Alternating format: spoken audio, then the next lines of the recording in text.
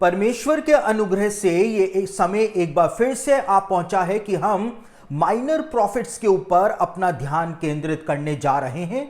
और minor profits के इस अध्ययन में आज हम अंतिम माइनर प्रॉफिट जो है जिसका नाम मलाकी बाइबल के अंदर बताया गया है, उसके ऊपर हम अपना अध्ययन और मनन करने जा रहे हैं। माइनर प्रॉफिट्स, जैसा कि मैंने आपको हमेशा कहा है, वो सिर्फ नाम के लिए माइनर प्रॉफिट्स हैं, लेकिन उन्होंने जो भविष्यवाणियां की हैं वो किसी भी लिहाज से माइनर नहीं है, लेकिन उन्होंने भी बहुत बड़ी बड़ी भविष्यवाणियां अंत के दिनों के लिए प्रदान करी थी। और उसी कड़ी में आज हम मलाकी की किताब के अंदर जो भविष्यवाणियां दी हुई हैं उनको जानने और उनको समझने का प्रयास करने जा रहे हैं। अब मलाकी की पुस्तक, उसका पहला अध्याय और उसके पहले वचन के अंदर मलाकी के बारे में बताया हुआ है। और मलाकी के बारे में क्या बताया हुआ है? मलाकी के बारे में कुछ भी नहीं बताया हुआ है कि मलाकी कौन था, मलाकी क्या था, मलाकी कहां से आया था, किस गोत्र से था, कुछ भी नहीं बताया हुआ है। क्या लिखा हुआ है पहले अध्याय के पहले वचन में? यहां पे लिखा है, मलाकी के द्वारा इज़राइल के विषय में कहा हुआ यहोवा का भारी वचन। बस। अब किसका पोता था, किसका परपोता था, या कौन से गोत्र का था, कहां पर रहता था, कुछ भी मलाकी के बारे में नहीं बताया गया है। सिर्फ हमको इतना पता है कि 396 बीसी जो है उसके आसपास मलाकी ने भविष्यवाणियां करनी शुरू करी थी, 396 बीसी के आसपास। और मलाकी जो था वो हग्गई भविष्यवक्ता और जकरिया भविष्यवक्ता का कंटेम्पररी यानी कि समकालीन हुआ करता था। उनके ही काल में ये भी भविष्यवाणी करता था। लेकिन हग्गई और जकरिया ने मंदिर बनने से पहले भविष्यवाणियां करी थी और उनकी भविष्यवाणियों से प्रेरित होकर के यहूदियों ने मंदिर का निर्माण किया था। लेकिन मलाकी जो था उसने मंदिर बनने के बाद भविष्यवाणियां करी थी। उसकी किताब से हमको साफ पता चलता है कि वो इस बात को बोलता है कि मंदिर के अंदर जो याजक थे उनका करप्शन हद से ज्यादा बढ़ गया था, प्रीस्टली करप्शन जो था वो हद से ज्यादा बढ़ गया था। इसलिए हमको पता चल जाता है कि हग्गई और जकरिया ने मंदिर बनने से पहले भविष्यवाणियां की थी और मलाकी ने दूसरा मंदिर बनने के बाद भविष्यवाणी की थी।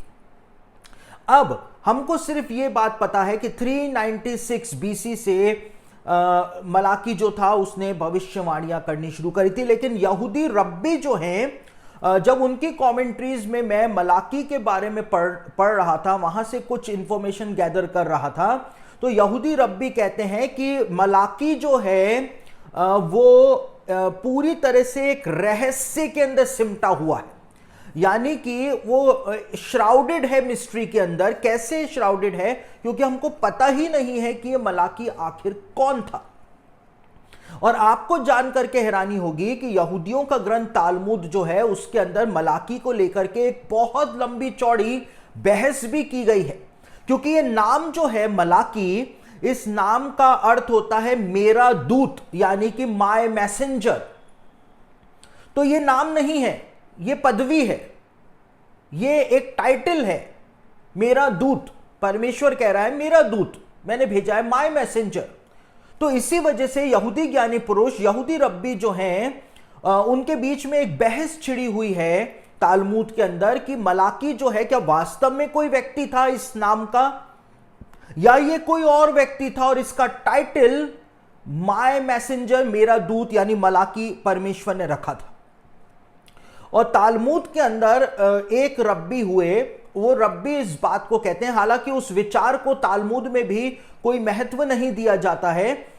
एक रब्बी हुए, उन्होंने इस आशंका को व्यक्त किया कि जो मौद्रिकाय था एस्तर की पुस्तक के अंदर, मलाकी जो था वो और कोई नहीं मौद्रिकाय ही था। सिर्फ एक यहूदी रब्बी ने तालमुद में इस विचार को रखा था। लेकिन मैक्सिमम यहूदी रब्बी इस विचार को पूरी तरह से नकार देते हैं कि नहीं, ऐसा नहीं हो सकता है। 90% जो यहूदी रब्बी हैं तालमुद के अंदर, उन्होंने इस विचार को और इस मत को रखा कि मलाकी और कोई नहीं, लेकिन जिसके बारे में बाइबल में बताया हुआ है मलाकी जो था वो एजरा ही था। तो 90% यहूदी रब्बी इस बात को मानते हैं तालमुद में कि मलाकी जो था वो एजरा ही था, क्योंकि एजरा की पुस्तक के कुछ जो भाग हैं, अंश हैं, उनका उदाहरण यहूदी रब्बी देते हैं कि दोनों की शैली जो है प्रचार करने की वो सेम है। तो इसलिए 90% यहूदी रब्बी तालमुद में मानते हैं कि एजरा जो था वही मलाकी था, माय मैसेंजर, मेरा दूत। लेकिन 10% जो यहूदी रब्बी हैं तालमुद के अंदर, वो इस बात को कहते हैं कि मौद्रिकाय एक अलग व्यक्ति था, एजरा एक अलग व्यक्ति था और मलाकी एक अलग व्यक्ति था। तीनों अलग अलग व्यक्ति थे। मलाकी जो था ना तो वो मौद्रिकाय था और मलाकी जो था ना ही वो एजरा था, लेकिन वो अलग अलग थे। तो हम देखते हैं कि मलाकी जो है उसको लेकर के बहस छिड़ी हुई है तालमुद में कि मलाकी आखिर कौन था, किसी को नहीं पता है। सब अटकल लगा करके बताने का प्रयास करते हैं कि मलाकी हो सकता है वो व्यक्ति हो या ये व्यक्ति हो, लेकिन मलाकी के बारे में किसी को नहीं पता है। दूसरी ओर मलाकी जो था ये पुराने नियम का अंतिम भविष्यवक्ता माना जाता है यहूदी इतिहास का। तालमुद में भी ये अंतिम भविष्यवक्ता ही बताया गया है, क्योंकि इसके बाद परमेश्वर ने एक बिल्कुल इजराइल से, यहूदियों से बात करना बंद कर दिया था और एक सन्नाटा पसर गया था, एक आत्मिक सन्नाटा पसर गया था। 400 सालों तक, मलाकी के बाद 400 सालों तक परमेश्वर ने इजराइल से बात ही नहीं की थी। क्यों नहीं की थी, अभी आप समझने जा रहे हैं थोड़ी देर में कि परमेश्वर क्यों इतना नाराज हो गया था। 400 सालों तक परमेश्वर ने बिल्कुल भी बात नहीं करी थी। परमेश्वर का दर्शन आना, परमेश्वर की वाणी आनी बंद हो गई थी और 400 सालों के बाद परमेश्वर ने अपनी चुप्पी तोड़ी थी और यहूदिया के रेगिस्तान के अंदर एलिया भविष्यवक्ता का प्रेयर शॉल ओढ़ करके और एलिया भविष्यवक्ता का बेल्ट लगा करके एक व्यक्ति जो था वो रेगिस्तान के अंदर चिल्लाता हुआ फिर रहा था कि प्रभु के लिए मार्ग तैयार करो, उसकी सड़कें सीधी करो। तो पूरा का पूरा इजराइल जो था वो यहूदिया के रेगिस्तान की तरफ टूट पड़ा था, क्योंकि 400 सालों के लंबे इंतजार के बाद एक भविष्यवक्ता परमेश्वर ने भेज दिया था। उसका नाम था यूहन्ना बपतिस्मा देने वाला। यूहन्ना बपतिस्मा देने वाला आया था और यूहन्ना बपतिस्मा देने वाला भविष्यवक्ता था। इस बात को खुद यीशु मसीह ने कहा। यीशु ने कहा व्यवस्था और भविष्यवक्ता यूहन्ना बपतिस्मा देने वाले तक रहे थे, यानी यूहन्ना एक भविष्यवक्ता था। तो परमेश्वर ने 400 सालों की चुप्पी तोड़ी थी और उससे पहले परमेश्वर 400 सालों तक बिल्कुल खामोश बैठा हुआ था, क्योंकि इन 400 सालों में यहूदियों के अंदर इतना करप्शन आ गया था आत्मिक रूप से। फरीसियों का पंथ बन गया था, सदूकियों का पंथ बन गया था और अलग अलग पंथ जो थे वो यहूदीवाद के अंदर बन गए थे। सबने अपने अपना एक डिनोमिनेशन बना लिया था और इजराइल के अंदर आत्मिक सूखापन आ गया था, एक आत्मिक सूखापन, और वो परमेश्वर से दूर हो गए थे। और वो सारी बातें मलाकी ने बताई हैं कि उस समय क्या हो रहा था।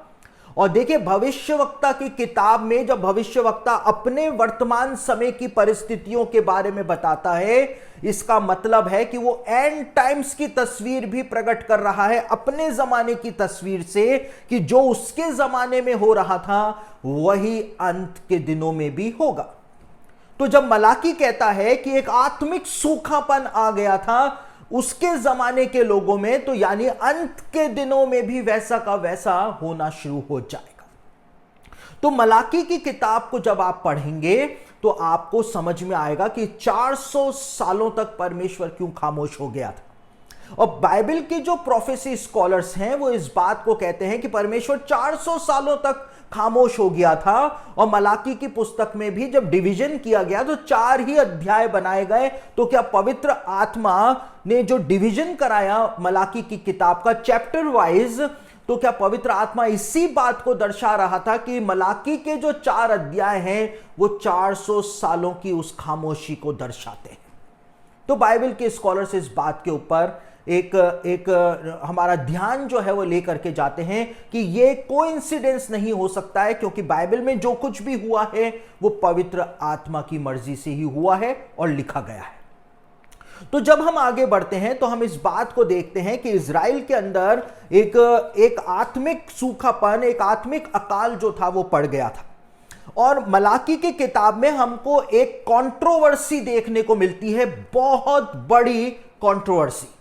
और वो कंट्रोवर्सी किसके बीच में हमको देखने को मिलती है? वो कंट्रोवर्सी हमको परमेश्वर और यहूदियों के बीच में वो कंट्रोवर्सी देखने को मिलती है। जब परमेश्वर वाद विवाद करता है यहूदियों से, और परमेश्वर प्रश्न करता है, और परमेश्वर उस प्रश्न का जवाब जो है वो यहूदियों से मांगता है, लेकिन यहूदियों के पास कोई जवाब नहीं होता है।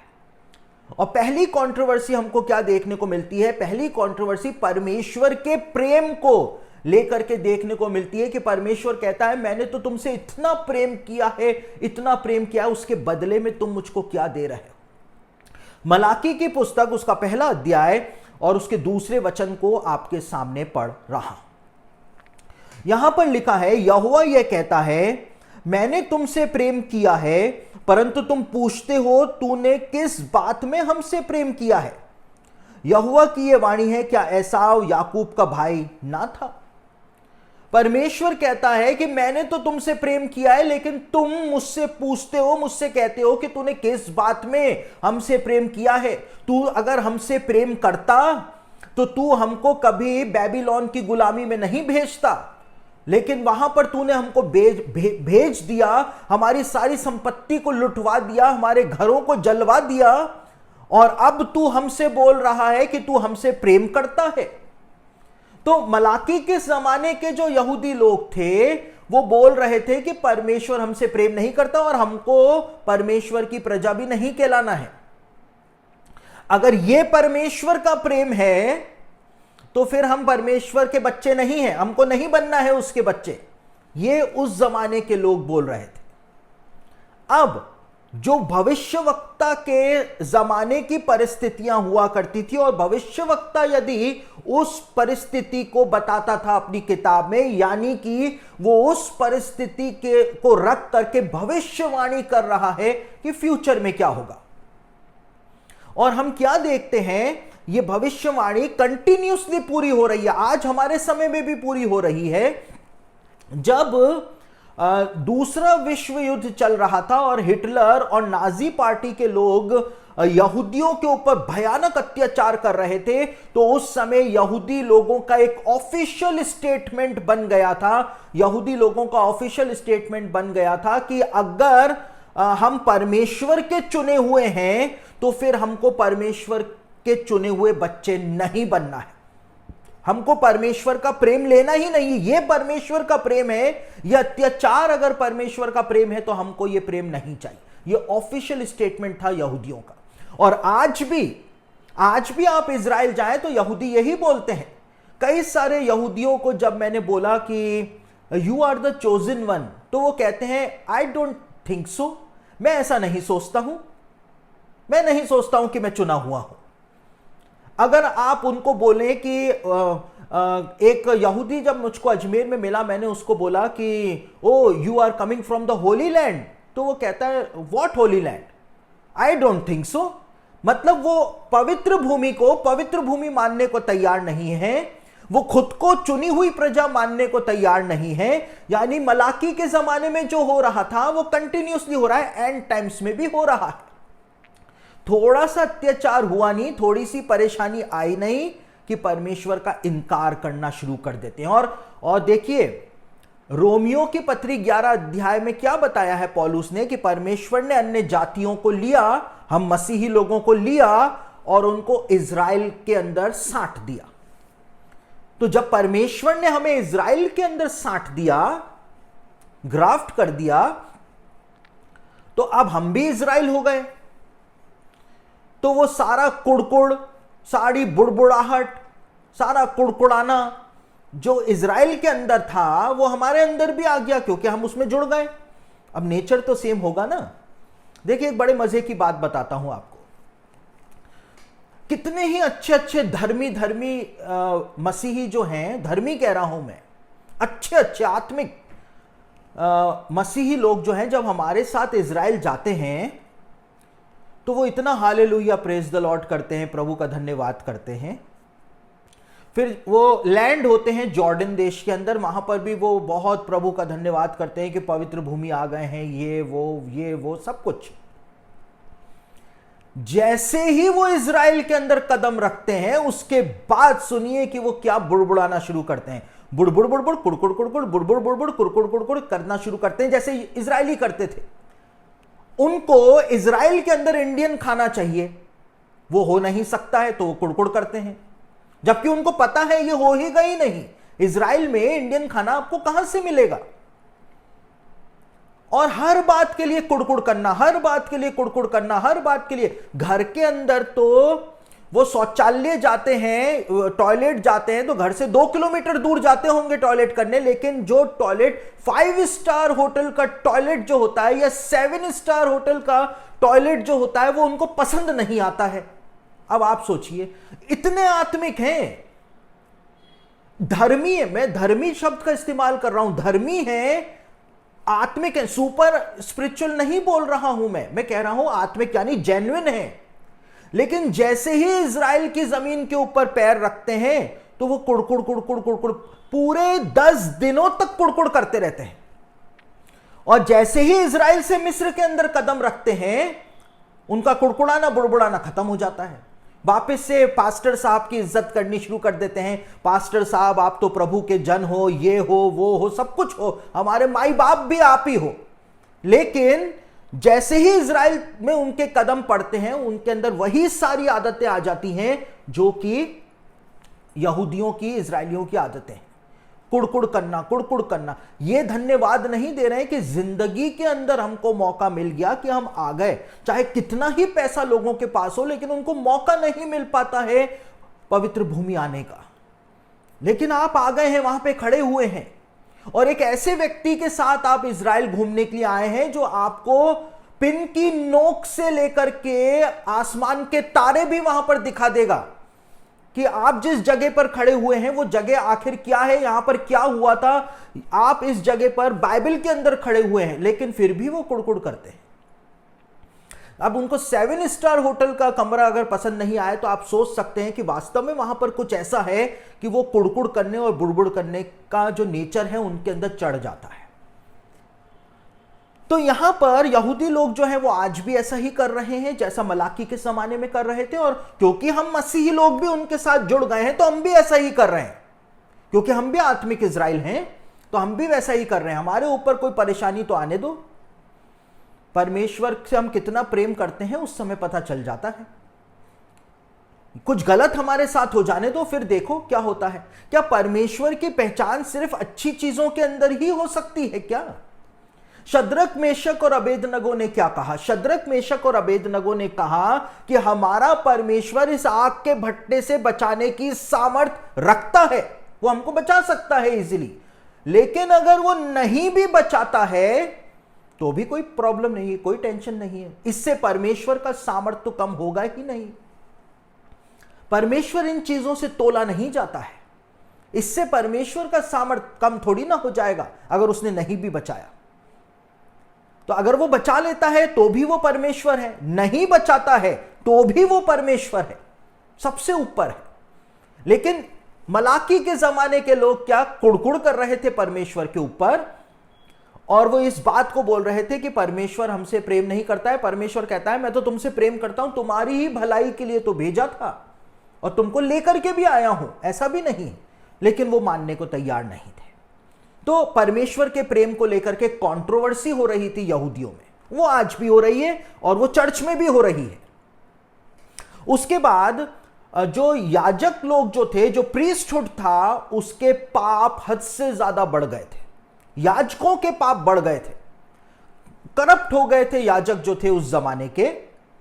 और इसके बारे में मलाकी उसका पहला अध्याय और उस 6 से लेकर 8 आपके सामने पढ़ रहा हूं। पुत्र पिता का और दास स्वामी का आदर करता है। यदि मैं पिता हूं तो मेरा आदर कहां है, और यदि मैं स्वामी हूं तो मेरा भय मानना कहां है। सेनाओं का यहोवा तुम याजकों से भी जो मेरे नाम का अपमान करते हो यही बात पूछता है। देखिए, परमेश्वर का भय, परमेश्वर कह रहा है कि तुम्हारे अंदर तो मेरा भय है ही नहीं। पुत्र के अंदर पिता का भय होता है, दास के अंदर स्वामी का भय होता है, लेकिन मेरा तो तुम डर ही नहीं मानते हो। और याजकों से कहता है परमेश्वर कि तुम तो मेरा अपमान कर रहे हो। आगे लिखा है, परंतु तुम पूछते हो हमने किस बात में तेरा अपमान किया। एक तो अपमान भी करते हैं, फिर कहते हैं हमने तो अपमान किया ही नहीं, तू बता किस बात में किया।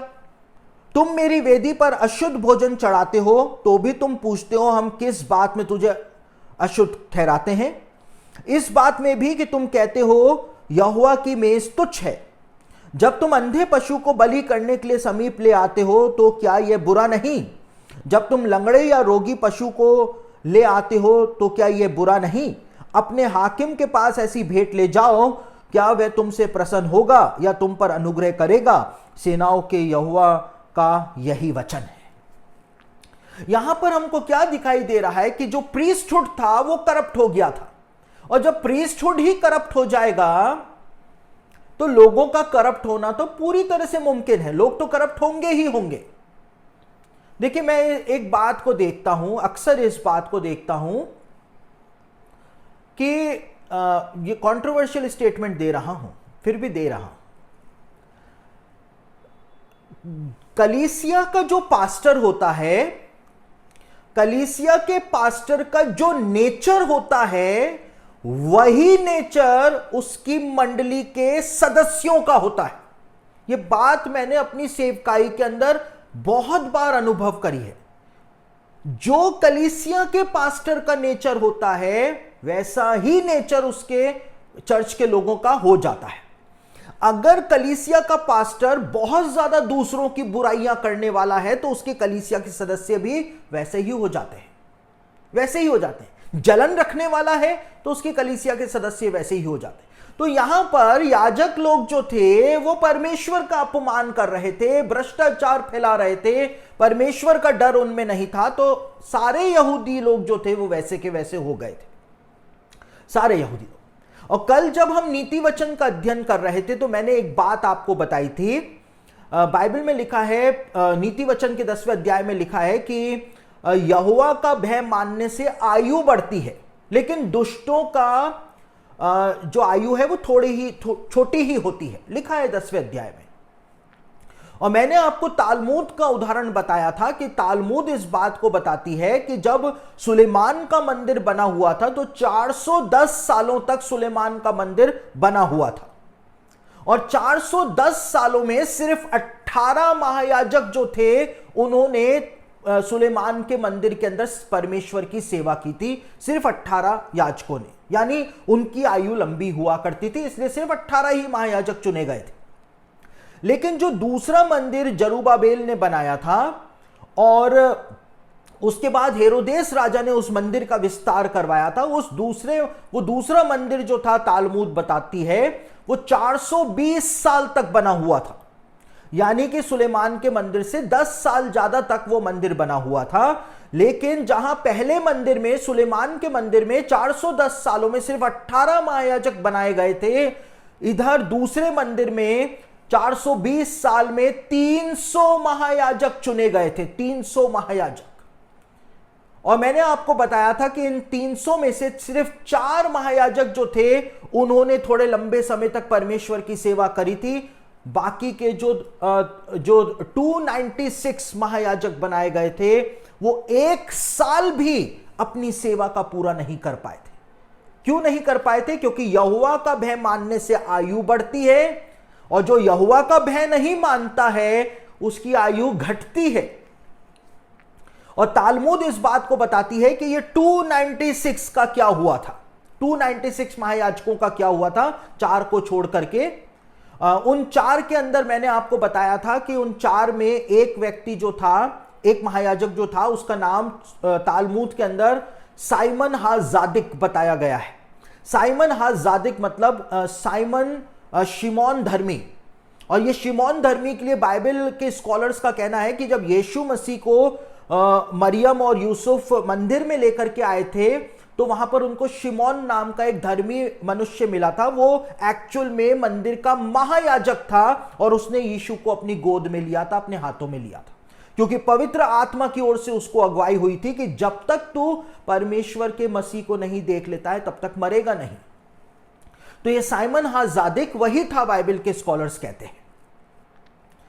तो 4 महायाजकों को छोड़ करके 296 महायाजक जो थे वो 1 साल भी अपनी सेवकाई का पूरा नहीं कर पाए थे। क्यों नहीं कर पाए थे? क्योंकि जैसे ही योम किप्पूर के दिन, प्रायश्चित के दिन, यानी डे ऑफ अटोनमेंट के दिन, जैसे ही वो लहू का कटोरा लेकर के होली ऑफ होलीज के अंदर जाते थे, महापवित्र स्थान में जाते थे, परमेश्वर उनके भ्रष्टाचार को देखता था, उनके पाप को देखता था, दुष्टता को देखता था और वहीं पर ही उनको खत्म कर दिया करता था।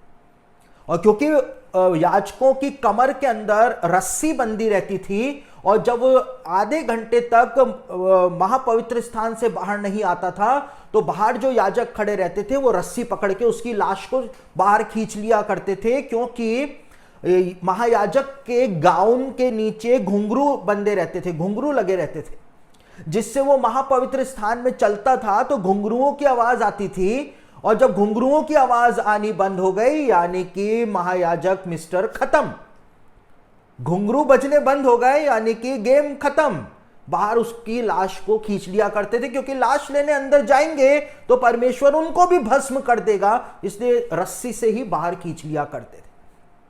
तो तालमुद कहती है 296 जो थे वो इसी प्रकार से मारे गए थे, एक टर्म भी, 1 साल भी पूरा नहीं कर पाए थे, क्योंकि उनके अंदर परमेश्वर का भय था ही नहीं। और यहां पर क्या बताया गया है? मलाकी कहता है कि तुम मेरा अपमान करते हो, याजक लोगों से कहता है कि तुम मेरा अपमान करते हो, तुम मेरी मेज को अशुद्ध करते हो, इसलिए क्या होगा? ये तुम्हारा परिणाम होगा। और हम क्या देखते हैं? एंड टाइम्स में भी ऐसा का ऐसा ही होगा और ऐसा का ऐसा हो रहा है, चाहे वो यहूदी लोग हों, चाहे वो मसीही लोग हों, ये हो रहा है। मुझको व्याख्या करने की जरूरत नहीं, आप सब होशियार हैं, आप सब जानते हैं कि क्या हो रहा है और आप सब उसकी व्याख्या कर सकते हैं। अब जब हम आगे बढ़ते हैं तो उसके बाद एक तीसरी कंट्रोवर्सी जो परमेश्वर की होती है वो होती है लोगों के पापों के विषय में, कि यहूदी लोग पाप कर रहे थे। और मलाकी उसका 2 अध्याय उसके 10वें वचन के अंदर एक बात बताई हुई है कि परमेश्वर नाराज हो रहा था, यहूदी लोग कुछ ऐसा काम कर रहे थे। क्या हम सबों का एक ही पिता नहीं? क्या एक ही परमेश्वर ने हमको उत्पन्न नहीं किया? हम क्यों एक दूसरे से विश्वासघात करके अपने पूर्वजों की वाचा को तोड़ देते हैं?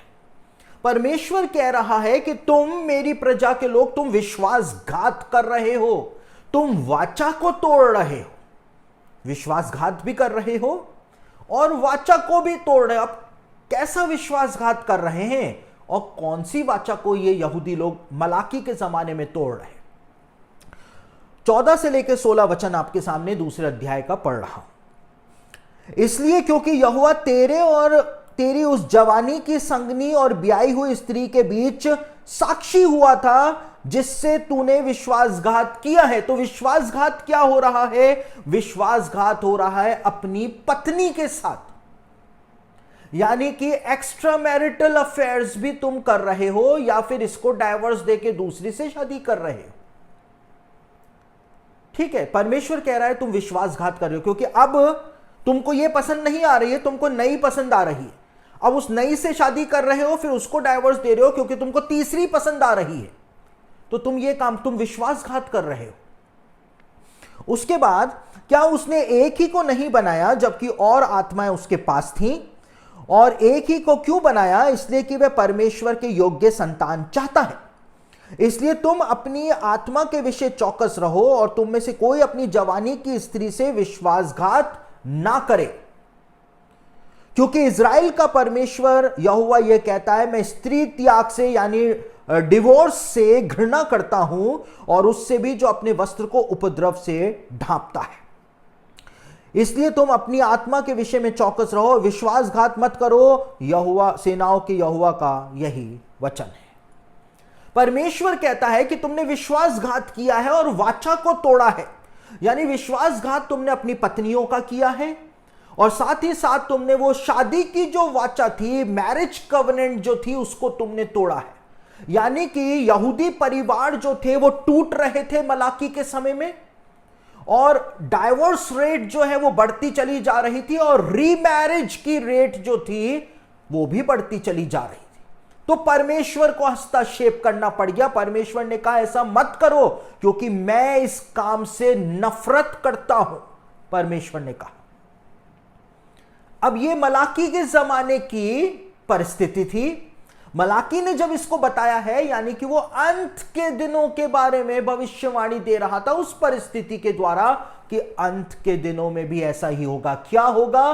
विश्वासघात होगा, एक्स्ट्रा मैरिटल अफेयर्स होंगे, उसके बाद डाइवोर्स होंगे परमेश्वर के लोगों में, किसी और में नहीं, और रीमैरिज बार बार करेंगे व्यभिचार की लस्ट के कारण, लस्ट के कारण। तो ये कौन लोग करेंगे? परमेश्वर के चुने हुए लोग, परमेश्वर की प्रजा। और परमेश्वर की प्रजा में यहूदी लोग भी आते हैं और मसीही लोग भी आते हैं। और ये आज हो रहा है हमारी कलीसियाओं में। डाइवोर्स रेट बढ़ती चली जा रही है। अब उसमें चाहे पुरुषों की गलती हो, चाहे उसमें स्त्रियों की गलती हो, लेकिन बढ़ती चली जा रही है, बढ़ती चली जा रही है। और रीमैरिज भी हो रही है, परिवार टूट रहे हैं, बिखर रहे हैं। देखिए, जरूरी नहीं है, मेरी बात बहुत ध्यान से सुने, जिन विचारों को नींद आ गई वो भी सुन लें। जरूरी नहीं है कि सिर्फ डाइवोर्स के कारण ही, तलाक के कारण ही परिवार टूटे, जरूरी नहीं है। मेंटल डाइवोर्स के कारण भी आज परिवार टूटे हुए हैं। कैसे? पति पत्नी साथ रहते हैं बच्चों के कारण, लेकिन उनके बीच में कोई प्रेम नहीं है, उनके बीच में कोई संबंध नहीं है, वो रह रहे हैं बस एक छत के नीचे। उनका मानसिक तलाक तो कब से हो चुका, कितने साल हो गए, मानसिक तलाक हो चुका है।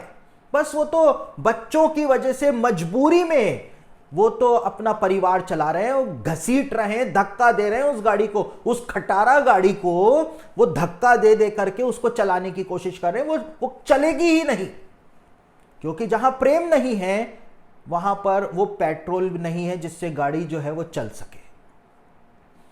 तो जरूरी नहीं है कि डाइवोर्स के कारण ही, लेकिन मेंटल डाइवोर्स के कारण भी आज परिवार टूटे पड़े हैं। जो मलाकी के जमाने की परिस्थितियां थी वो परिस्थितियां लौट आई हैं। डाइवोर्स रेट बढ़ती चली जा रही है, ना केवल मसीहत में, दुनिया की हर समाज के अंदर डाइवोर्स रेट बढ़ती चली जा रही है। और देखिए, एक रोमन इतिहासकार था, जब यीशु मसीह का जन्म हुआ था उस जमाने में रोमन संसार के परिस्थिति के बारे में उसने लिखा था। अभी तो हमने यहूदी समाज के बारे में देखा है, लेकिन एक रोमन इतिहासकार ने रोमन संसार के अंदर क्या हो रहा था जिस समय यीशु मसीह का जन्म हुआ था, वो बताता है कि रोमन संसार में उस जमाने में लोग शादी इसलिए करते थे ताकि डाइवोर्स दे सकें, और डाइवोर्स इसलिए लेते थे ताकि वापस से शादी कर सकें।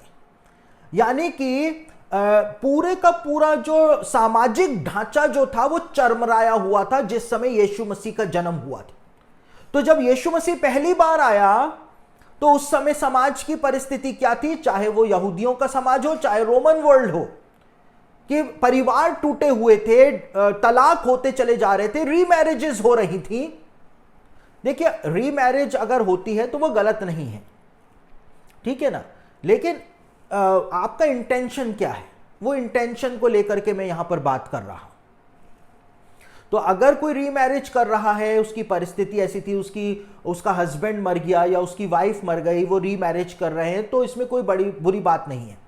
लेकिन अपने पति को धोखा दे करके अपने प्रेमी से शादी कर ली, मैं उस तरह की बात कर रहा हूं। या गर्लफ्रेंड भी है और अपनी पत्नी को छोड़ करके गर्लफ्रेंड से शादी कर ली, मैं वो बात कर रहा हूं। वो आज बहुत हो रहा है, रैम्पेंट है वो आज। तो यीशु मसीह के पहले आगमन के समय वो परिस्थिति थी, अब यीशु मसीह का दूसरा आगमन होने वाला है तो भी वो परिस्थिति रोमन वर्ल्ड में भी और जूइश वर्ल्ड में भी वो परिस्थिति वापस से उत्पन्न हो गई है। यानी कि हम एंड का एक चिन्ह यहां पर देखते हैं, ये विश्वासघात करना, तलाक देना, वापस से विवाह करना, ये एक एंड टाइम्स का साइन बन करके हमारे सामने आ जाता है। अब उसके बाद क्या होता है, उसके बाद एक और बात बताई हुई है 3 अध्याय के पहले वचन में यहां पे लिखा है, देखो मैं अपने दूत को भेजता हूं और वे मार्ग को मेरे आगे सुधारेगा, और प्रभु जिसे तुम ढूंढते हो वे अचानक अपने मंदिर में आ जाएगा। हां, वाचा का वह दूत जिसे तुम चाहते हो, सुनो वे आता है, सेनाओं के यहोवा का यही वचन है। अब परमेश्वर यहां पर एक बात बोलता है कि मैं मेरे दूत को भेजता हूं, मेरे दूत को, माय मैसेंजर को भेजता हूं, परमेश्वर ने कहा। अब आपको यहां पर ध्यान देना पड़ेगा कि मलाकी नाम जो है, मलाकी नाम का मतलब क्या होता है? मलाकी नाम का मतलब होता है माय मैसेंजर, मेरा दूत। और यहां पर क्या लिखा हुआ है? मैं मेरे दूत को भेजता हूं। यानी मलाकी तो भविष्यवाणी कर ही रहा है, 400 सालों के लंबे इंतजार के बाद मैं वापस से एक मलाकी को भेजूंगा, मेरे दूत को भेजूंगा। वो कौन था? वो यूहन्ना बपतिस्मा देने वाला था, जिसके बारे में यहां पर भविष्यवाणी दी हुई है। और देखिए, यूहन्ना बपतिस्मा देने वाले के बारे में तालमूद में भी लिखा हुआ है। यूहन्ना बपतिस्मा देने वाले के बारे में यहूदी इतिहासकार जोसेफस ने भी लिखा हुआ है।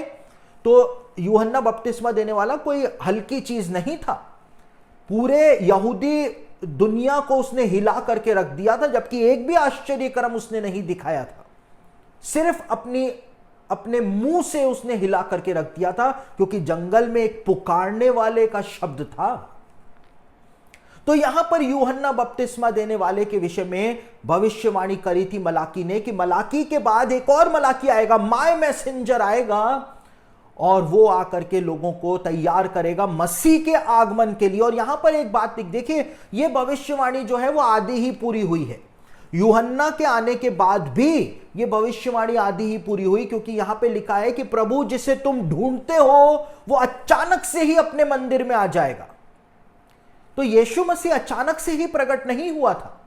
यीशु मसीह का जन्म हुआ था, और उसके बाद वो 30 साल का हुआ तब उसने सेवा करनी शुरू करी थी, और उसके बाद वो मंदिर में दिखाई दिया था जब वो क्रूस के ऊपर चढ़ाया जाने वाला था। तो अचानक से नहीं आया था, सब यहूदी लोग जानते थे उसको। तो यह हाफ फुलफिल्ड प्रोफेसी है, यानी कि अब जब यीशु मसीह आएगा तो वो अचानक से ही मंदिर के अंदर प्रकट हो जाएगा। अब यह भी एक प्रोफेसी है कि परमेश्वर का नया मंदिर वापस से बनेगा, क्योंकि मंदिर के अंदर ही तो मसीह आएगा। तो मंदिर तो है ही नहीं यरूशलेम में, यानी कि तीसरा मंदिर वापस से अंत के दिनों में खड़ा किया जाएगा, तभी तो अचानक से ही परमेश्वर का पुत्र उसमें प्रकट हो जाएगा। तो यह हाफ फुलफिल्ड प्रोफेसी है। और देखिए, कई सारे मसीही लोग जो हैं वो विवाद करते हैं। अब विवाद करने में तो मसीही लोग बहुत होशियार हैं, है ना। तो विवाद करते हैं कि अब मंदिर नहीं बनेगा, अंत के दिनों में कोई जोश टेंपल नहीं बनेगा, क्योंकि अब तो हम खुद ही मंदिर बन गए। अब कितने अच्छे मंदिर हैं वो तो वो जानते हैं, है ना। कितने अच्छे मंदिर हैं, कौन कौन सी प्रतिमाएं उन्होंने अंदर स्थापित करी हुई हैं, वो तो वो खुद जानते हैं, बताने की जरूरत नहीं है। लेकिन वो कहते हैं अब तो हम खुद ही पवित्र आत्मा का मंदिर हैं, तो अब मंदिर बनेगा ही नहीं। लेकिन बाइबल बोलती है कि मंदिर बनेगा बनेगा बनेगा, लेकिन वो बाइबल को डिनाई करते हैं। यानी वो उनकी जो विचारधारा है वो सही है और बाइबल में जो लिखा है वो गलत है। और उनसे बोलो तो कहेंगे नहीं, जो बाइबल में लिखा है वो सही है। तो जो बाइबल में लिखा है वो तो ये लिखा है कि मंदिर बनेगा, एक लिटरल टेंपल बनेगा। लेकिन वो कहते हैं नहीं, हम मंदिर हैं, ये बात तो गलत है। और वैसे बाइबल की सारी बातें सही हैं। लेकिन यहां पे मलाकी ने भी पुराने नियम के अंतिम किताब में भी बताया हुआ है कि लिटरल टेंपल बनेगा और मसीह अचानक से ही उसमें आकर के खड़ा हो जाएगा, बताया हुआ है। अब परमेश्वर जो है वो उनसे कहता है कि तुम फिरो, अपना मन फिराओ, तुम्हारा जीवन जो है वो गलत है, तुम्हारे जीवन में कुछ गड़बड़ियां हैं, उनसे तुम फिरो। अब ये मलाकी के जमाने के लोगों के लिए भी था ये संदेश, और ये अंत के दिनों के लोगों के लिए भी है ये संदेश। अब कंट्रोवर्सी के अंदर हम आगे बढ़ते हैं। परमेश्वर उनको क्या संदेश देता है, 3 अध्याय का 7 से लेकर 12 वचन आपके सामने पढ़ रहा हूं। अपने पुरखाओं के दिनों से तुम लोग मेरी विधियों से हटते आए हो और उनका पालन नहीं करते। तुम मेरी ओर फिरो, तब मैं भी तुम्हारी ओर फिरूंगा। सेनाओं के यहोवा का यही वचन है। परंतु तुम पूछते हो हम किस बात में फिरें। देखिए वही बात आ गई, अरे हम रिपेंट करें तो प्रभु किस बात में रिपेंट करें, हम तो आपके पीछे पीछे ही चल रहे हैं। हमने तो यीशु मसीह को अपना उद्धारकर्ता मान करके ग्रहण कर लिया है। अब तो हम बाइबल भी पढ़ते हैं, हम उपवास भी करते हैं, हम प्रार्थना भी करते हैं। तो प्रभु आप फिरे तो किस बात से फिरे। आज के लोग कहते हैं ना मन फिराएं, तो किस चीज से मन फिराएं। तो उस जमाने के लोगों ने पूछा तो परमेश्वर ने जवाब भी दिया कि तुमको किस बात में फिरना है। 8वें वचन में क्या लिखा है, क्या मनुष्य परमेश्वर को धोखा दे सकता है। पर देखो तुम मुझको धोखा देते हो और पूछते हो कि हमने किस बात में तुझे लूटा है। 10वां अंश और उठाने की भेंटों में तुम पर भारी श्राप पड़ा है, क्योंकि तुम मुझे लूटते हो, वरन सारी जाति ऐसा ही करती है। मलाकी के जमाने के अंदर लूट खसोट मची हुई थी और किसको लूटा जा रहा था, परमेश्वर को लूटा जा रहा। परमेश्वर कहता है मन फिराओ। अब ये मन फिराओ जो है वो पापों से मन फिराना नहीं है, लेकिन परमेश्वर वो पूछते हैं कैसे मन फिराएं, किस बात में मन फिराएं। तो परमेश्वर कहता है कि उठाने की भेंट और 10वां अंश जो है तुम पुरखाओं के जमाने से नहीं दे रहे हो। तुम मुझे लूट रहे हो, इसलिए तुम्हारे ऊपर श्राप आ रहा है। तुमको यहां पर भी मन फिराने की जरूरत है, परमेश्वर कहता है। देखिए यीशु मसीह ने, मैंने कल नीति वचन का अध्ययन जब आपको दे रहा था तो मैंने बताया था कि यीशु मसीह ने 3 धर्म के काम बताए थे। नीति वचन के 10वें अध्याय में, 10वें अध्याय से जब पढ़ते हैं आगे तो बार बार लिखा हुआ है कि धर्म के कारण मृत्यु से बचाव होता है, धर्म के कारण मृत्यु से बचाव होता है। तो ये धर्म है क्या जो मृत्यु से बचाता है। और मैंने आपको बताया था कि यीशु मसीह ने मुख्य काम बताए धर्म के 3। मत्ती रचित सुसमाचार के 6ठे अध्याय में वहां पर यीशु मसीह कहता है यदि तू उपवास करे, तुम मनुष्यों को दिखाने के लिए अपने धर्म के काम ना करो। धर्म के काम, और यीशु ने कहा जब तू उपवास करे, जब तू प्रार्थना करे और जब तू दान करे। तो यीशु मसीह ने मुख्य धर्म के काम क्या बताए, 3 मुख्य धर्म के काम बताए हैं, उपवास, प्रार्थना और दान। और हम क्या करते हैं, हम उपवास प्रार्थना तो जबरदस्त करते हैं, और ये तीसरा धर्म का काम जो है इसके लिए हम कहते हैं कि ये तो दूसरे कर देंगे। दूसरे भी तो हैं कलीसिया में सदस्य, मैं अकेला थोड़ी ना हूं, तो ये तो दूसरे कर देंगे, मैं इन 2 कामों में अपना योगदान दूंगा। यहां पे परमेश्वर कहता है कि तुम फिरो, अपना मन फिराओ, क्योंकि तुम 2 काम तो कर रहे हो, ये तीसरा कौन करेगा आकर के। तीसरा कोई स्वर्गदूत तो आकर के करेगा नहीं, तुमको ही करना है। और जब तुम ये तीसरा काम, देखिए यहां पे 2 चीजें बोली गई हैं, सिर्फ 10वां अंश की बात नहीं बोली गई है। यहां पे बोला गया है कि 10वां अंश और उठाने की भेंटों में, उठाने की भेंटों में जब आप कलीसिया में जाते हैं और कलीसिया के अंदर जब ऑफरिंग होती है तो दान उठाया जाता है। ये टर्म यूज किया जाता है, दान उठाना। तो उसमें क्या होता है, हम कितना उठाने की भेंट के अंदर डाल रहे हैं परमेश्वर देख रहा है। हमारी सामर्थ बहुत ज्यादा है। देखिए अगर हमारे पास है नहीं और फिर भी हम डाल रहे हैं तो वो बहुत ज्यादा है। यीशु मसीह ने 2 दमड़ियों वाली स्त्री का उदाहरण दिया था, यीशु मसीह ने प्रैक्टिकल उदाहरण दिया था। लेकिन हमारे पास है और उसके बावजूद हम नहीं डाल रहे हैं, और हमको कोई फर्क भी नहीं पड़ेगा अगर डाल देंगे तो भी नहीं डाल रहे हैं, तो हम चोरी कर रहे हैं, हम लूट रहे हैं। परमेश्वर ने हमको आशीष दी, उस आशीष में से हम उसको कुछ नहीं दे रहे। वो उठाने की भेंट है, दान उठाया जाता है। और 10वां अंश, ये 10वां अंश के बारे में तो पास्टर जी आप बात मत करो, वरना तो हम कोर्स ही छोड़ देंगे, ठीक है ना। मैंने वो बात पहले भी बोली थी जब नीति वचन का मैं अध्ययन दे रहा था आपको, कि दान की बात जब होती है तो लोग कहते हैं कि देखो पास्टर सचिन क्लाइव जो है ना, ये भी बस अब दान की बात पर आ गए। इनसे तो हमको ये उम्मीद नहीं थी बिल्कुल भी कि ये दान की बात करेंगे, लेकिन ये भी 10वां अंश के पीछे पड़ गए। तो मैं 10वां अंश के पीछे नहीं पड़ रहा हूं, आपको देना है तो दीजिए, नहीं देना है तो मत दीजिए। मैं तो आपको वो बता रहा हूं जो बाइबल में लिखा हुआ है। परमेश्वर कहता है तुम्हारे ऊपर श्राप पड़ा हुआ है, तुम मन फिराओ। तुमने उपवास प्रार्थना बहुत कर ली, ये तीसरा काम कौन करेगा? परमेश्वर क्वेश्चन पूछ रहा है मलाकी के जमाने के लोगों से। मलाकी के जमाने के लोगों की यह परिस्थिति थी, यानी कि एंड टाइम्स के लिए वो एक भविष्यवाणी थी। आज हमारे समय में भी तो यही हो रहा है। हमको चर्च से सब कुछ चाहिए कि फ्री में मिल जाए। ये बाइबल फ्री में मिल जाएगी क्या? है ना? और बाकी दूसरी किताबें तो 2,500 की खरीद लेते हैं, बाइबल फ्री में चाहिए।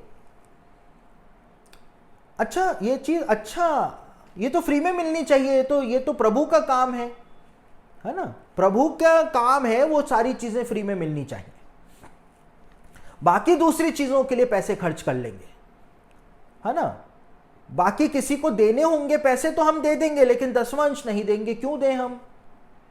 तो यहां पर वही बात की जा रही है। उस जमाने की ये परिस्थिति थी, एंड टाइम्स में भी ऐसा होगा। आप कितने ही उपवास कर लो, प्रार्थना कर लो, वचन को पढ़ लो, कितना ही कर लो, सब कुछ कर लो, एक चीज की कमी फिर भी है। एक व्यक्ति आया, उसने कहा कि मैं तो ये आज्ञाएं लड़कपन से मानता हुआ आया हूं। यीशु मसीह ने कहा तुझ में अभी भी एक चीज की कमी है। कहीं आज हम यीशु मसीह के सामने खड़े हो तो यीशु मसीह हमको कह ना दे कि अरे तुझ में एक चीज की कमी है, इसकी वजह से रैप्चर में नहीं ले जा रहा हूं। कहीं ऐसा ना हो जाए। देखिए, जब मैं इंडिया एवरी होम क्रूसेड में था तो हमारे पास चेन्नई ऑफिस जो है इंडिया एवरी होम क्रूसेड का, उसने मतलब पूरे इंडिया के अंदर मिशनरीज की जो सैलरी होती है, मिशनरीज को कोई स्पॉन्सर कर ले उनकी सैलरी, तो इसके लिए एक नोटिफिकेशन निकाला था कि कौन मिशनरी की सैलरी को स्पॉन्सर करेगा। 8,000 रुपए महीना, ठीक है। तो चेन्नई ऑफिस जो है इंडिया एवरी होम क्रूसेड का, वहां पर एक औरत आई। वो औरत कौन थी? उसने इंडिया एवरी होम क्रूसेड की जो मैगजीन निकलती है उसमें वो पढ़ा कि मिशनरी को स्पॉन्सर करने के लिए, मिशनरी नॉर्थ इंडिया में भेजने, अलग अलग जगहों पे भेजने, उनकी सैलरी 8,000 रुपए स्पॉन्सर करने के लिए हमको स्पॉन्सर चाहिए। तो एक लेडी आई, उसकी साड़ी फटी हुई थी, उसने चप्पल भी नहीं पहनी हुई थी, पैर भी गंदे थे, और चेन्नई ऑफिस के अंदर वो आई। पूछा कि भाई क्या हो गया? सोचा कि पैसे मांगने आई है, और उसने कहा कि मैं एक मिशनरी को स्पॉन्सर करना चाहती हूं, मैं उसकी हर महीने की सैलरी दूंगी, 8,000 रुपए दूंगी। जो ऑफिस के मैनेजर थे उन्होंने उस स्त्री को देखा ऊपर से नीचे तक कि ऐसा कैसे? पूछा आप कौन है? तो उसने कहा कि मैं लोगों के घरों में बर्तन मांजती हूं, साफ सफाई करती हूं, और मैं पैसे जमा करूंगी और उसके बाद मैं एक मिशनरी को स्पॉन्सर करूंगी। वो मिशनरी मेरी तरफ से, क्योंकि मैं तो जा नहीं सकती हूं, अनपढ़ गंवार हूं, तो वो मिशनरी मेरी तरफ से जाकर के प्रभु का वचन जो है वो लोगों को सुनाएगा, लोगों को सुनाएगा। तो आज जो हम दावा ठोक रहे हैं कि हम तो रैप्चर में जाएंगे, कहीं यीशु मसीह ये ना कह दे कि तुझ में अभी भी एक चीज की कमी है, ये 7 साल तेरे को और दे रहा हूं महाक्लेश काल के, इसके अंदर वो सुधार कर ले तो फिर मैं तुझको अपने राज्य में ले लूंगा। तुझ में अभी भी एक चीज की कमी है। कहीं आज ऐसा ना हो जाए। समझ रहे? यहां पर क्या लिखा हुआ? यही बात तो लिखी है, इस कारण तुम पर श्राप पड़ा हुआ है। और आगे परमेश्वर क्या कहता है? यहां पे लिखा है सारे दसवांश भंडार में ले आओ। अभी तक तो तुमने चोरी चकारी कर ली, मैंने माफ कर दिया, लेकिन अब से यह संदेश तुमको मिल चुका है, सारे दसवांश मेरे भंडार में ले आओ कि मेरे भवन में भोजन वस्तु रहे। और सेनाओं का यहोवा यह कहता है कि ऐसा करके मुझे परखो कि मैं आकाश के झरोखे तुम्हारे लिए खोलकर तुम्हारे ऊपर अपरंपार आशीष की वर्षा करता हूं या नहीं। मैं तुम्हारे लिए नाश करने वाले को ऐसा घुड़कूंगा कि वह तुम्हारे भूमि की उपज नष्ट ना करेगा, और तुम्हारी दाख लताओं के फल कच्चे ना गिरेंगे। सेनाओं के यहोवा का यही वचन है। तब सारी जातियां तुमको धन्य कहेंगी, क्योंकि तुम्हारा देश मनोहर देश होगा। सेनाओं के यहोवा का यही वचन है। परमेश्वर कहता है कि तुम लेकर के आओ दसवांश, और उसके बाद मुझको परखो। यहूदी ज्ञानी पुरुष कहते हैं कि पूरी बाइबल के अंदर बोला गया है कि तू परमेश्वर को ना परखना, परमेश्वर की परीक्षा ना करना। मूसा भी बोल करके गया लेकिन परमेश्वर खुद कहता है कि तुम मुझको परख कर देखो इस विषय में, बाकी किसी विषय में नहीं। बिल्डिंग में खड़े हो गए ऊपर जाकर के कि प्रभु अगर आप परमेश्वर हो तो मैं कूद रहा हूं, मेरे को सही सलामत नीचे पहुंचा देना। परमेश्वर मदद नहीं करेगा, आप गिर जाएंगे, हड्डियां बिखर जाएंगी और आपके बिल्कुल आपके जो स्क्रू हैं सब खुल जाएंगे। लेकिन परमेश्वर कहता है इस विषय में तो तुम मुझको परख सकते हो, तुम दो तो मैं दूंगा। बाइबल में क्या लिखा है, तुम मेरी ओर फिरो तो मैं तुम्हारी ओर फिरूंगा। तो तुम दोगे, सारे 10वां अंश ले आओ, सब लोग अपने अपने ले आओ और फिर मुझको परखो, मैं नाश करने वाले को घुड़कूंगा। कौन नाश कर रहा है तुमको? बीमारी, ताकि तुम्हारी मेहनत की कमाई मेडिकल स्टोर में जाए। मैं नाश करने वाले को ही घुड़क दूंगा तो तुम्हारे को बीमारी होगी ही नहीं। कोई वकील तुम्हारे मेहनत की कमाई को ले रहा है, मैं नाश करने वाले को घुड़कूंगा, कोर्ट केस सुलझ जाएगा। हर एक प्रकार से तुमको छुटकारा दे दूंगा, तुम्हारा नुकसान तो मैं नहीं होने दूंगा। नुकसान हो गया, अगर किसी ट्रैफिक हवलदार ने आपको रास्ते में रोक लिया और उसके बाद 500 रुपए आपसे रिश्वत ले ली, तो परमेश्वर कहता है मैं वो भी नहीं होने दूंगा, मैं उसको लेने ही नहीं दूंगा रिश्वत भी, मैं नाश करने वाले को घुड़कूंगा। तो परमेश्वर कहता है परख करके देखो। ये संदेश मलाकी के जमाने के लोगों के लिए था, ये संदेश आज हमारे जमाने के लोगों के लिए भी है, क्योंकि परिस्थितियां सेम है, परिस्थितियां सेम है। उसके बाद आगे क्या लिखा हुआ है उसको भी हम देख लेते हैं। यहां पर परमेश्वर के लिए बताया हुआ है कि परमेश्वर अपने लोगों की सारी बातों को सुनता है। कहां पर लिखा हुआ है? 3 अध्याय के 16 से लेकर 18 वचन में परमेश्वर जो है वो सुनता है हर एक बात को। मलाकी के जमाने के लोगों की बात भी सुन रहा था और आज हमारे जमाने के लोगों की बातें भी सुन रहा है। तब यहोवा का भय मानने वालों ने आपस में बातें की और यहोवा ध्यान धरकर उनकी सुनता था, और जो यहोवा का भय मानते और उसके नाम का सम्मान करते थे उनके स्मरण के निमित्त उसके सामने एक पुस्तक लिखी जाती थी। सेनाओं का यहोवा यह कहता है, जो दिन मैंने ठहराया है उस दिन वे लोग मेरे वरन मेरे निज भाग ठहरेंगे और मैं उनसे ऐसी कोमलता करूंगा जैसे कोई अपने सेवा करने वाले पुत्र से करे। तब तुम फिरकर धर्मी और दुष्ट का भेद और जो परमेश्वर की सेवा करता है और जो उसकी सेवा नहीं करता उन दोनों का भेद पहचान सकोगे। उस जमाने के लोग, मलाकी के जमाने के लोग कहते थे कि जो दुष्ट हैं वो तो खूब आगे बढ़ते चले जा रहे हैं, वो तो परमेश्वर का भय भी नहीं मानते हैं, और हम परमेश्वर का भय मानते हैं, उसकी सेवा करते हैं, हमको तो कुछ मिल नहीं रहा है, आशीषें आ नहीं रही है, वो सब कुछ उनको मिल रहा है। ठीक है, देखिए ये बात कभी कभी मैं भी बोल देता हूं, तो कन्फेस कर रहा हूं। ऐसा नहीं है कि मैं धर्मी हो गया, मैं तो स्वर्गदूत हूं, चमक रहा हूं, पूरा ग्लो कर रहा हूं, ऐसा नहीं है। ये बात कभी कभी मेरे मन में भी आ जाती है, मैं बोल भी देता हूं कि इतनी सालों से प्रभु की सेवा में कर रहा हूं, लेकिन मतलब उस तरह से नहीं हो पाया जैसा मैं सोचता था। ठीक है ना, क्योंकि फाइनेंशियली हमको कहीं से मदद नहीं मिलती है, तो जब फाइनेंशियली मदद नहीं मिलेगी तो आप उस तरह से ग्रो नहीं कर सकते हो जिस तरह से आपको ग्रो होना चाहिए। ठीक है ना, अब मेरे सपने बहुत ऊंचे ऊंचे हैं। कैसे ऊंचे ऊंचे हैं? देखिए मैं बड़ा सोचता हूं, क्यों? क्योंकि परमेश्वर बड़ा है।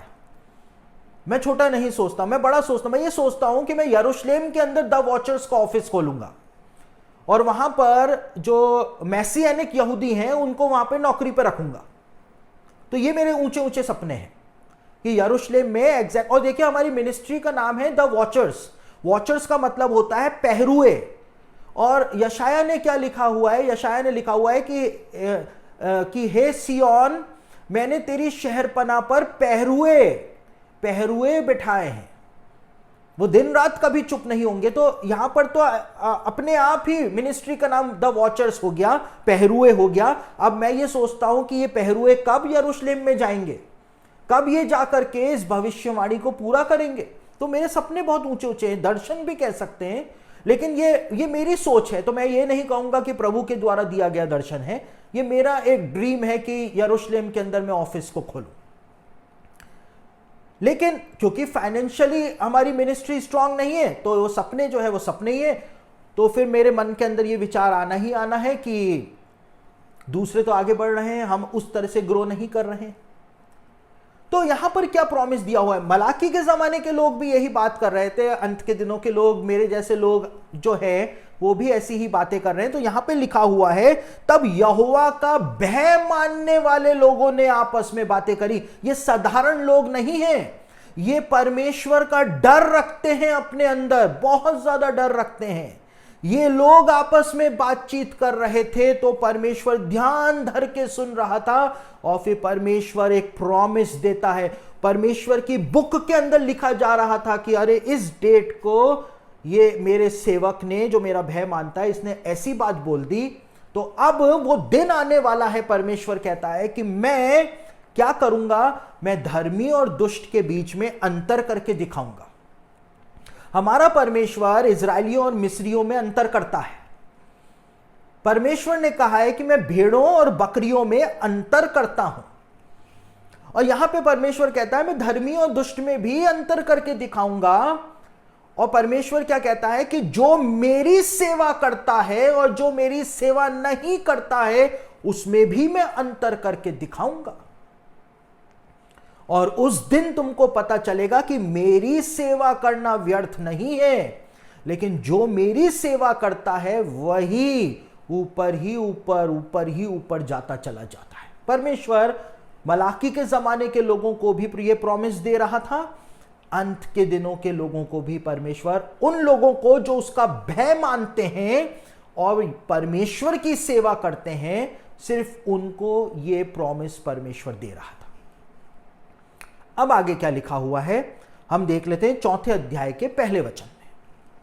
क्योंकि देखो वह धधकते भट्टे का सा दिन आता है, जब सब अभिमानी और सब दुराचारी लोग अनाज की खूंटी बन जाएंगे, और उस आने वाले दिन में वे ऐसे भस्म हो जाएंगे कि उनका पता तक ना रहेगा। सेनाओं के यहोवा का यही वचन है। परमेश्वर का दिन आ रहा है, day of the Lord. Day of the Lord हमने बार बार पढ़ा है माइनर प्रॉफिट्स की किताबों में। डे ऑफ द लॉर्ड का मतलब है परमेश्वर का वो भयानक दिन जब आर्मगेडन की वॉर होगी और यीशु मसीह न्याय करने के लिए बैठेगा। यहोवा का वो दिन आ रहा है। और कैसा दिन है? धधकते भट्टे का दिन है। जैसे धधकता भट्टा है, ऐसे भट्टे के अंदर, आग की झील के अंदर पापियों को डाला जाएगा। यहां पे परमेश्वर ने फिर संदेश दे दिया कि यहोवा का दिन आ रहा है। अभी बीते दिनों किसी ने मेरे YouTube वीडियो के ऊपर कमेंट किया, मसीही था, अब आप विडंबना देखना, मसीही था, उसने मेरे एक वीडियो के ऊपर YouTube पे कमेंट किया कुछ दिनों पहले। उसने कहा कि 20 साल से सुन रहा हूं कि यीशु मसीह आ रहा है, और तो आज तक तो आया ही नहीं। तो पाकिस्तान का कोई मुस्लिम व्यक्ति उसको समझाता है मेरे कमेंट सेक्शन में कि भाई यीशु मसीह जरूर से आएंगे, आप धीरज धरिए।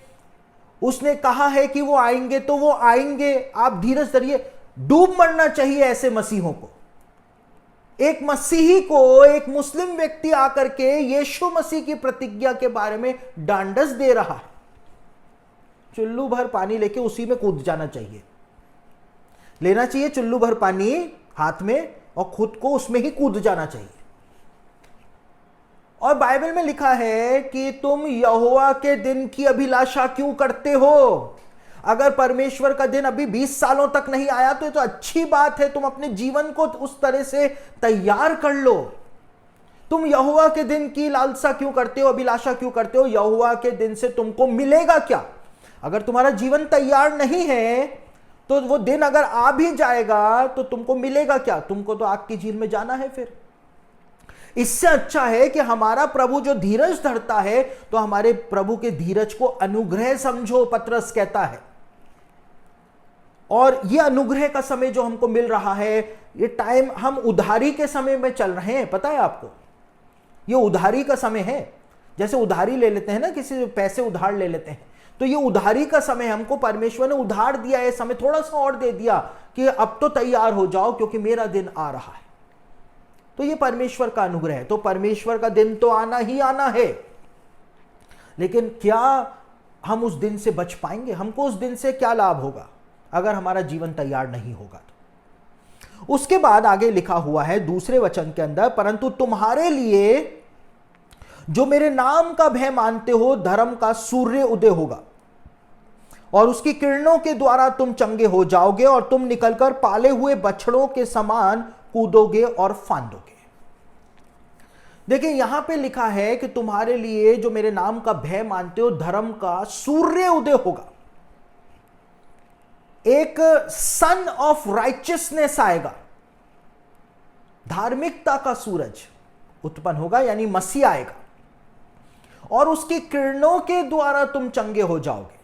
लेकिन हिंदी के बाइबल ट्रांसलेशन में यहां पर जो किरणें शब्द का इस्तेमाल हुआ है, ओरिजिनल हिब्रू में और इंग्लिश के ट्रांसलेशन में किरणें शब्द जो है उसका इस्तेमाल नहीं किया गया है, लेकिन किरणों की जगह विंग्स यानी पंख शब्द का उपयोग किया गया है। विंग्स, उसके विंग्स के द्वारा, उसके पंखों के द्वारा तुम चंगे हो जाओगे। अब इसका क्या मतलब है आपको पता है? देखिए ये यहूदियों का प्रेयर शॉल है, टालीट, और ये टालीट जो है उसकी ये झालर जो आपको दिखाई दे रही है, इस टालीट की इस झालर को विंग्स कहा जाता है, पंख कहा जाता है हिब्रू भाषा में। यहां पर क्या लिखा है? मसीह आएगा और उसके पंखों के द्वारा तुम चंगे हो जाओगे, यानी उसके प्रेयर शॉल की झालर के द्वारा तुम चंगे हो जाओगे। ठीक है। अब एक स्त्री थी जिसको 12 वर्षों से लहू बहने का रोग था और वो बहुत से वैद्यों के पास गई थी पर ठीक नहीं हो पाई थी। तो अब उसने क्या कहा? वो मन में तो कहती थी कि मैं उसके वस्त्र के छोर को ही छू लूंगी तो मैं चंगी हो जाऊंगी। तो उस स्त्री में यह विश्वास कहां से आया कि अगर मैं उसके वस्त्र के छोर को, प्रेयर शॉल की झालर को ही छू लूंगी तो मैं चंगी हो जाऊंगी? तो यह विश्वास उस स्त्री में आया कहां से? यह विश्वास उस स्त्री में मलाकी की इस भविष्यवाणी के द्वारा आया था कि जब मसीह आएगा तो उसके विंग्स को छूने के द्वारा ही लोग चंगे हो जाएंगे, तुम लोग चंगे हो जाओगे। ये विश्वास उसको यहां से आया और जैसे ही वो पीछे से आई और उसने उसके वस्त्र की छोर को छुआ, वो उसी समय ठीक हो गई। और लिखा हुआ है मरकुस रचित सुसमाचार में कि बहुत से लोग आकर के विनती करते थे कि सिर्फ अपने वस्त्र का छोर ही हमको छू लेने दे, और मरकुस ने लिखा है जितने यीशु के वस्त्र का छोर छूते थे वो सब चंगे हो जाया करते थे, सब चंगे हो जाया करते थे। उसके वस्त्र की विंग्स जो हैं, कनाफ हिब्रू में कहा जाता है। कनाफ का मतलब होता है पंख। हे परमेश्वर तू मुझको अपने पंखों के तले छिपा ले। कहने का मतलब क्या? परमेश्वर के क्या पंख हैं? परमेश्वर क्या कोई बर्ड है? कहने का मतलब है कि परमेश्वर जो प्रेयर शॉल तूने पहना हुआ है उसके अंदर तू मुझको छिपा ले, यह कहने का मतलब।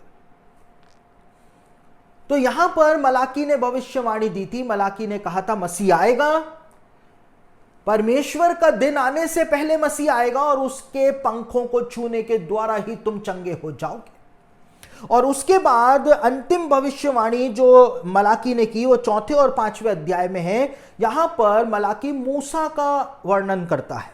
मेरे दास मूसा की व्यवस्था अर्थात जो जो विधि और नियम मैंने सारे इजरायलियों के लिए उसको होरेब में दिए थे उनको स्मरण रखो। मूसा के बारे में यहां पे बातचीत हुई।